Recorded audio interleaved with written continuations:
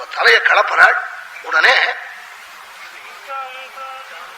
அப்ப என்ன பண்ணினான், ராட்சசி திரிஜடா விருத்தா ஷயானா வாக்கியம் அப்ரவீத். 27வது சர்க்கம்.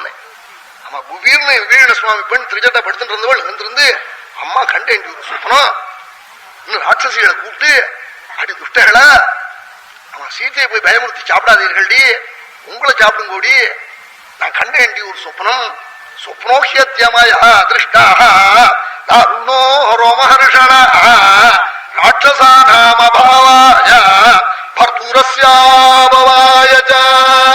ஒரு சொப்னம் கண்டேன், மயிர்கூச்சலிடும் சொப்னம், ஹிருதயத்தை உருக்கும் சொப்னம், கண்ணை கலக்கும் சொப்னம் கண்டேன்.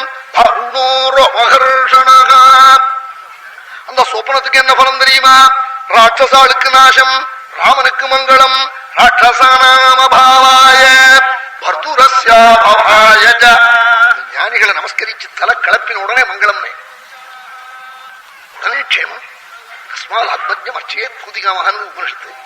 மகான்கள் ஹிருதயம் குழுந்தா ஈஸ்வரனுடைய ஹிருதயம் குழுந்து போடுமே. அதனால சுவாமி ஞானி துவாத்மையோ மேமதம், அர்ஜுனா ஞானி நானும் உன்னுடா சொன்னாள். என்ன அர்த்தம்? பகவானே தான் ஞானிகள், வேற வித்தியாசமே இல்லை ஈஸ்வரனுக்கும் பெரியவாளுக்கும். அப்படி நினைச்ச தேசம் நம்ம தேசம். அதனாலதான் ஒரு கட்டுல அடங்கிட்டு இருக்கு. இல்லைன்னா அவன் பெரியவன் சின்னவன் இல்லைன்னா அப்புறம் கட்டு அடங்காது. அந்த அடக்கம் நம்ம தேசத்துலாம் பார்க்கலாம்.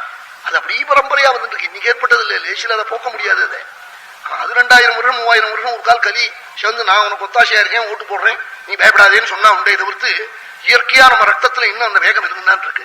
அது இன்னும் போகல. ராட்சசானாமபாவாய பர்துரஸ்யாபவாய சொப்னோஹ்யத்யமயா திருஷ்டா